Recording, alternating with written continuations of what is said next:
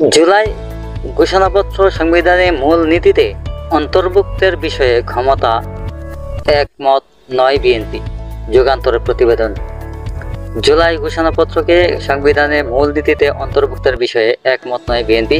এ বিষয়ে দলটির স্থায়ী কমিটির সদস্য সালাউদ্দিন আহমদ বলেন, ঘোষণাপত্রে পুরোটা না নিয়ে জুলাই আগস্ট ছাত্র গণ অভ্যুত্থানের চেতনাটুকু ধারণ করে স্বীকৃতি দেওয়ার জন্য চতুর্থ তফসিলে শুধু জুলাই অভ্যুত্থান 24 আনা যেতে পারে। অন্যদিকে সংবিধানের রাষ্ট্র পরিচালনার মূল নীতিতে জুলাই ঘোষণাপত্রের স্বীকৃতি ও কার্যকারিতা চায় জাতীয় নাগরিক পার্টি এনসিপি। বৃহস্পতিবার রাজধানীর ফরেন সার্ভিস একাডেমিতে রাজনৈতিক দলগুলোর দ্বিতীয় ধাপের সংলাপের 11তম দিনে আলোচনা শেষে সাংবাদিকদের এ তথ্য জানান সালাউদ্দিন আহমদ। বিএনপির নেতা বলেন, বাংলাদেশের সাংবিধানিক 1972 সালের 16 ডিসেম্বর থেকে কার্যকর হয়। তখন কিন্তু স্বাধীনতার ঘোষণাপত্রের কার্যকারিতা শেষ। সে ঘোষণাপত্র চতুর্থ তফসিলে এসে স্বীকৃতি দেওয়া হয়। প্রতিটি আইন কিন্তু সংবিধানে উল্লেখিত নয়।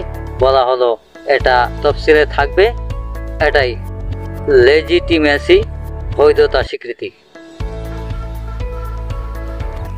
সালাউদ্দিন আহমদ আরও বলেন, ঘোষণাপত্র লিটারেচার হিসাবে, ডকুমেন্টারি হিসাবে আর্কাইভে থাকে, সংবিধানে অন্তর্ভুক্ত থাকে না। 72-এর সংবিধানের স্বাধীনতার ঘোষণাপত্রকে সংযুক্ত না করা এটা প্রমাণ করে কোনো ঘোষণাপত্র সংবিধানের অংশ হয় না।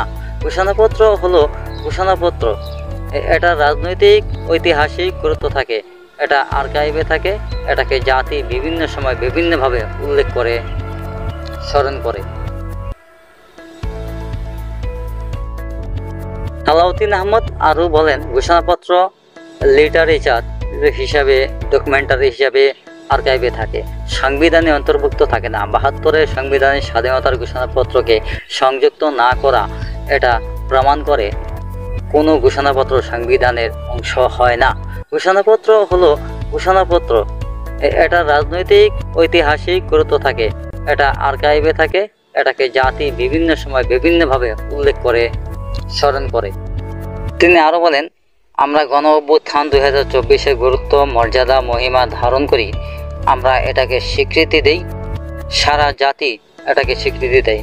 এটাকে আমরা যথাযথ মর্যাদায় রাষ্ট্রীয়ভাবে স্বীকৃতি দিতে চাই।